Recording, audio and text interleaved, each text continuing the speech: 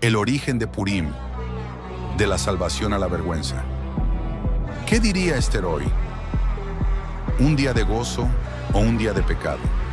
La verdad que no quieren oír, cuando la tradición destruye la santidad. Breve historia de cómo se llegó a Purim. Amán, que tiene que ver con los amalecitas, si deberían estar exterminados, según palabra de Eloa. Esther 3:1. Después de estas cosas, el rey Asuero engrandeció a Amán, hijo de Hamedata, agageo, y lo honró y puso su silla sobre todos los príncipes que estaban con él. Amán era descendiente del rey Agag, quien fue el rey de los amalecitas en la época de Saúl. Esto lo vincula directamente con la nación de Amalek, el enemigo jurado de Israel. Génesis 36:12. Los amalecitas eran un pueblo descendiente de Esaú, Edom. A través de su nieto Amalek, fueron los primeros en atacar a Israel, atacando por la retaguardia a los más débiles. Deuteronomio 25, 17 al 19. Acuérdate de lo que te hizo Amalek en el camino, cuando salías de Egipto, cómo te salió al encuentro en el camino, y desbarató la retaguardia de todos los débiles que iban detrás de ti, cuando tú estabas cansado y trabajado, y no tuvo temor de Elohim.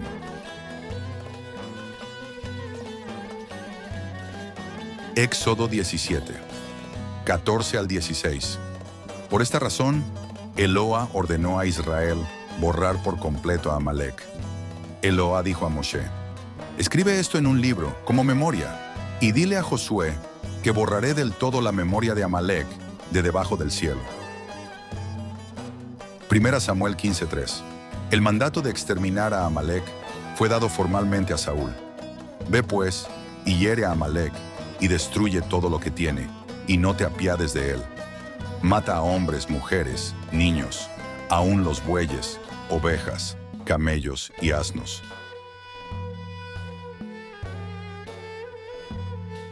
1 Samuel 15:8 y 9. Y tomó vivo a Agag, rey de Amalek, pero a todo el pueblo mató a filo de espada. Y Saúl y el pueblo perdonaron a Agag y a lo mejor de las ovejas y del ganado. 1 Samuel 15:33.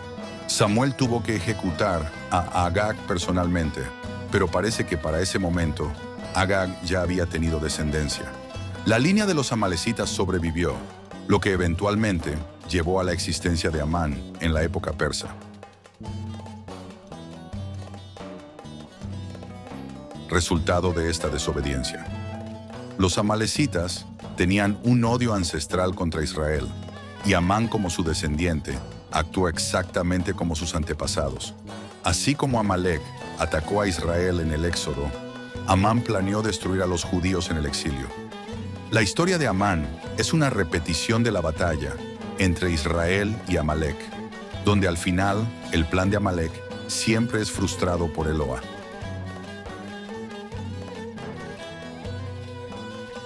¿Cuál es la lección de todo esto? La desobediencia de Saúl tuvo consecuencias a largo plazo. Su decisión de perdonar a Agag permitió la supervivencia de una línea amalecita que siglos después intentaría destruir a todo el pueblo de Israel. Eloa cumple sus decretos. Aunque Amalek sobrevivió temporalmente, su destino final fue el mismo: destrucción total. Amalek simboliza a aquellos que luchan contra el pueblo de Eloa, pero al final siempre son derrotados.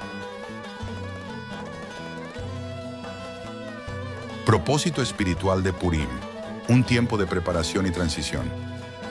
En la historia de Purim, Esther y Mardoqueo se preparan para la redención del pueblo judío del edicto de Amán.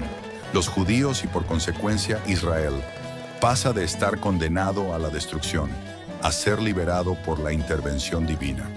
A través de Esther,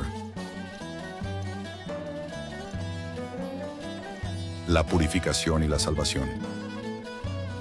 Esther se purifica y ayuna 3 días antes de presentarse ante el rey, entendiendo que la salvación del pueblo dependía de su entrega total. El pueblo también ayuna como una forma de arrepentimiento y búsqueda de intervención divina.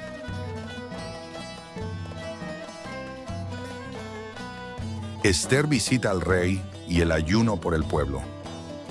Ester 4:16.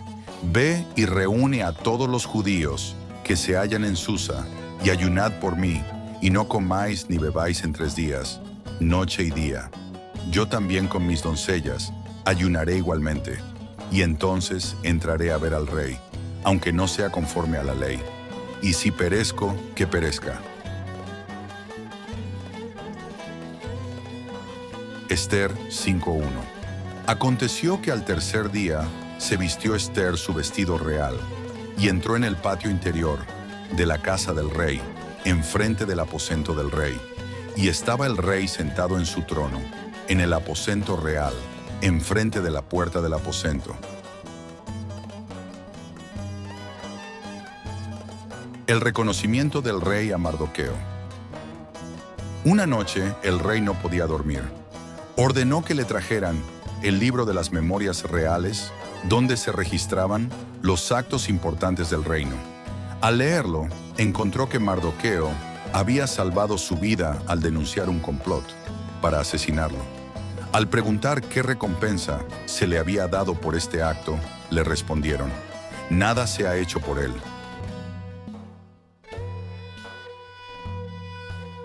Entonces Amán llegó a la corte con la intención de pedir la ejecución de Mardoqueo. Pero antes de que pudiera hablar, el rey le preguntó: ¿qué se hará al hombre cuya honra desea el rey? Ester 6:6. Amán, pensando que el rey hablaba de él, describió una gran exaltación: vestirlo con las ropas reales, montarlo en el caballo del rey y pasearlo por la ciudad con un pregonero delante. Y el rey le dijo: apresúrate, toma la ropa y el caballo como has dicho, y hazlo así con el judío Mardoqueo. No omitas nada de lo que has dicho. Ester 6:10. Ese mismo Amán, que había planeado su destrucción, ahora debía honrar a Mardoqueo públicamente.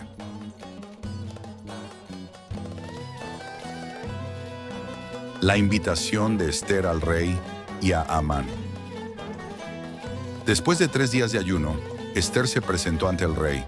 Halló gracia a sus ojos, y él le ofreció hasta la mitad del reino. Pero ella, sabia y estratégicamente, no reveló su petición de inmediato. En su lugar lo invitó a un banquete, junto con Amán.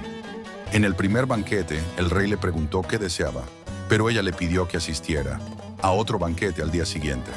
Así, Ester preparó 2 cenas, una para ganar el favor del rey y otra para exponer la verdad.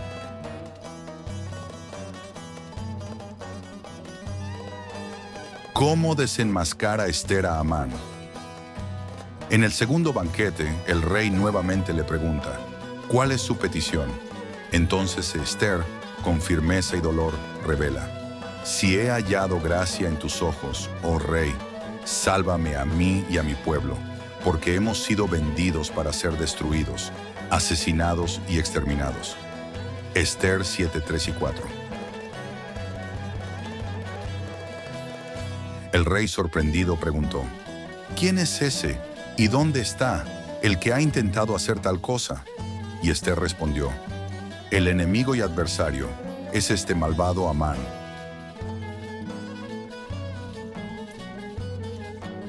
El ruego desesperado de Amán. El rey, enfurecido, se levanta del banquete y sale al jardín.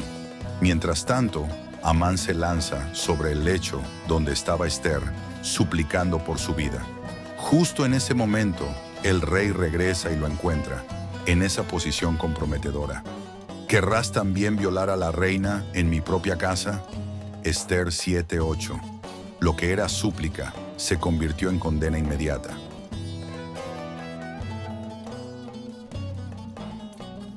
La horca preparada para Mardoqueo termina en juicio contra Amán. Entonces, uno de los eunucos informó al rey: he aquí la horca de 50 codos de altura que Amán preparó para Mardoqueo está en su casa. Ester 7:9. Y el rey ordenó: colgadlo en ella. Así fue colgado Amán en la misma horca que había preparado para destruir al justo, y la furia del rey se calmó.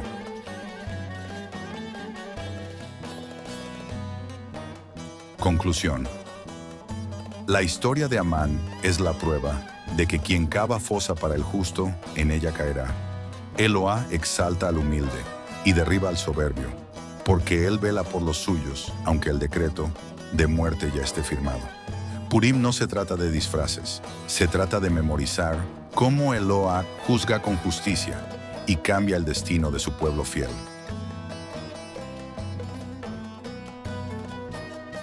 El recordatorio que Esther escribió sobre este evento.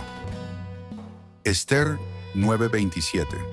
Los judíos establecieron y tomaron sobre sí, sobre su descendencia y sobre todos los allegados a ellos, que no dejarían de celebrar estos 2 días, según está escrito tocante a ellos, conforme a su tiempo cada año. Esther 9:28. Y que estos días serían recordados y celebrados por todas las generaciones, familias, provincias y ciudades. Que estos días de Purim no dejarían de ser guardados por los judíos y que su descendencia jamás dejaría de recordarlos. Esther 9:31. Para confirmar estos días de Purim en sus tiempos señalados, según les había ordenado Mardoqueo el judío y la reina Esther, y según ellos habían tomado sobre sí y sobre su descendencia para conmemorar el fin de los ayunos y de su clamor. Esther 10:3. Porque Mardoqueo el judío fue el segundo después del rey Asuero, y grande entre los judíos, y estimado por la multitud de sus hermanos, porque procuró el bienestar de su pueblo, y habló paz para todo su linaje. El desvío de la celebración original. ¿Cómo se debía celebrar Purim según el libro de Esther?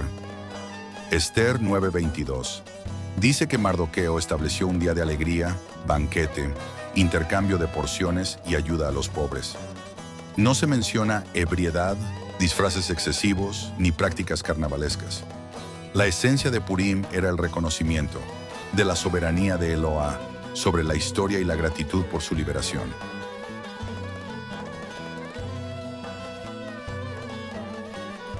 Reflexión sobre la celebración actual de Purim. De la gratitud a la distorsión. Purim, que originalmente fue establecido como un día de gozo, gratitud y recordación de la salvación de Eloá, ha sufrido una distorsión en su celebración moderna, especialmente en el judaísmo rabínico y en Israel. Hoy en día, lo que debía ser una conmemoración de la intervención divina y la liberación del pueblo judío, ha sido transformado en un carnaval de excesos, permisividad y desenfreno. ¿Cómo se celebra hoy en el judaísmo rabínico? En muchas comunidades judías en Israel, Purim se ha vuelto un carnaval descontrolado. Se han adoptado disfraces al estilo de Halloween, donde incluso los niños son vestidos con atuendos inapropiados. Se ha fomentado la embriaguez extrema bajo la interpretación rabínica de que se debe beber hasta no distinguir entre bendito sea Mardoqueo y maldito sea Amán. En Israel, jóvenes y adultos se embriagan en las calles sin control alguno. Se ha normalizado el consumo de alcohol y drogas como la marihuana en estas festividades. Padres y rabinos permiten esta conducta bajo la justificación de que es tradición y parte del gozo de Purim. De Mardoqueo a la borrachera. Dicen, Baruch Hashem, pero embriagados. Han convertido Purim en un engaño. Judíos o paganos, ¿a quién honran con su Purim? La permisividad del rabinismo y su falsa interpretación. La celebración ha perdido su significado original. Lo que debía ser un tiempo de reflexión y gratitud se ha convertido en una excusa para la permisividad y el libertinaje. En vez de honrar a Eloá, se ha adoptado una mentalidad pagana de placer sin límites. ¿Cómo se desvió la celebración? En época post-exílica con influencia del helenismo, los judíos adoptaron prácticas extranjeras. La embriaguez y las máscaras recuerdan más a las fiestas dionisíacas de Grecia o al carnaval romano que a un día bíblico de liberación. La idea de que se debe beber hasta no distinguir entre Mardoqueo y Amán proviene del Talmud, Megilá 7b, no de la Torá. El Talmud ha distorsionado el sentido de la celebración, permitiendo lo que la propia escritura condena. El OAA nunca ordenó celebrar Purim con embriaguez. Los rabinos justifican lo injustificable, permitiendo que jóvenes y niños crezcan en un ambiente de corrupción moral, la falta de temor a Eloa.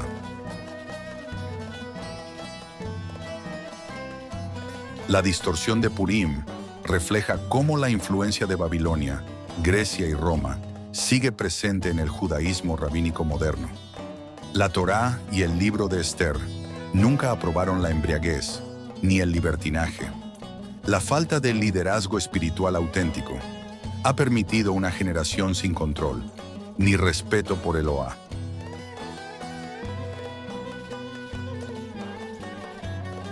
Proverbios 21. El vino es escarnecedor, la bebida fuerte alborotadora, y cualquiera que por ellos yerra no es sabio. La Torá no prohíbe el vino, pero sí condena la embriaguez y comportamiento descontrolado. Isaías 5:11. Hay de los que se levantan de mañana para correr tras el licor y se quedan hasta la noche, hasta que el vino los enciende. La permisividad de los rabinos ha llevado a que muchos judíos, en especial los jóvenes, se alejen de los valores de la Torá.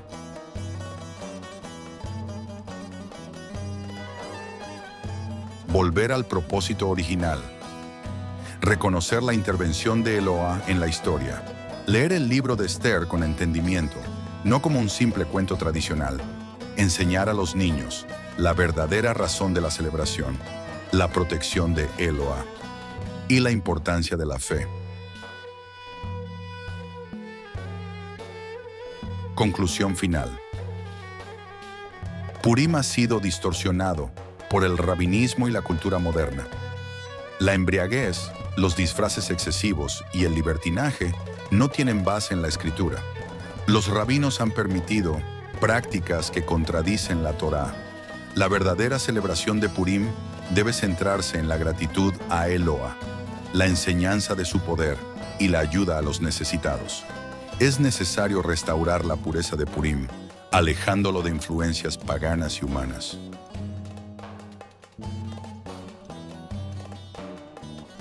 Reflexión final.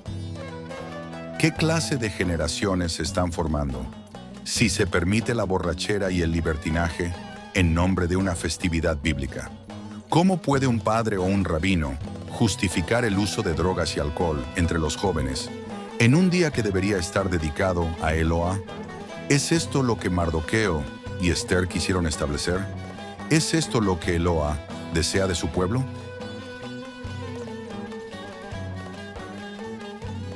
Purim debe ser un tiempo de regocijo en la verdad, no de corrupción en el pecado. Que cada uno examine su camino y vuelva a la pureza de la Torá. El proceso de salvación fue gradual, no inmediato, mostrando que la redención toma tiempo y preparación. ¿Es esta festividad solo para los judíos? No estamos invalidando Purim, pero tampoco podemos aceptar cómo lo celebran los judíos talmúdicos. Ellos pertenecen a la casa de Judá, Jeremías 31:31, pero la casa de Israel también, esparcida entre las naciones, y muchos sin saber quiénes son realmente. Algunos aún se consideran gentiles, sin comprender su verdadera identidad. Entonces, ¿debemos hacer lo mismo que los judíos talmúdicos? En los evangelios no hay ninguna mención de Purim. Ni Yeshua, ni los apóstoles, ni Pablo hablaron de esta festividad.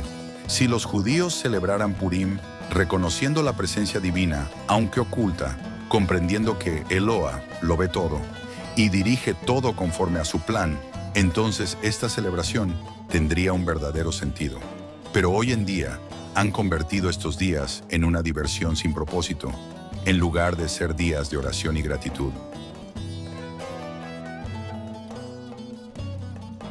Nosotros debemos celebrar la salvación que Eloa otorgó a su pueblo y recordar lo que ocurrió con Amalek, que intentó burlarse del Elohim de Israel en el desierto. Purim no debe ser una festividad de desenfreno, sino un reconocimiento del poder y la gloria de Eloa, porque nada escapa a su juicio, ni siquiera su propio pueblo. Purim no debe ser una excusa para la anarquía y la corrupción, sino un recordatorio del poder de Eloa y de cómo su justicia se cumple sobre las naciones y sobre su propio pueblo.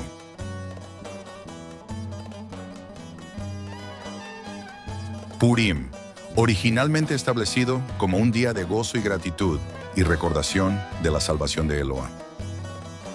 Así debería ser Purim, un día de gratitud, de compartir con los que no tienen, de recordar la fidelidad de Eloa, con rostros descubiertos, corazones sinceros y la presencia de Yeshua en el centro del pueblo. Que Purim sea un memorial del poder de Eloa para liberar a su pueblo y un tiempo para restaurar lo que se ha perdido. Desde aquí, entre hermanos creyentes en Mashiach, te decimos que tu Purim sea limpio, lleno de luz, de amor por el Israel de las 12 tribus y de fidelidad a la Torá. Shalom, y que Eloa te bendiga. Leitraot. Hasta el próximo encuentro. Shalom, Umeboraj. Paz y bendición.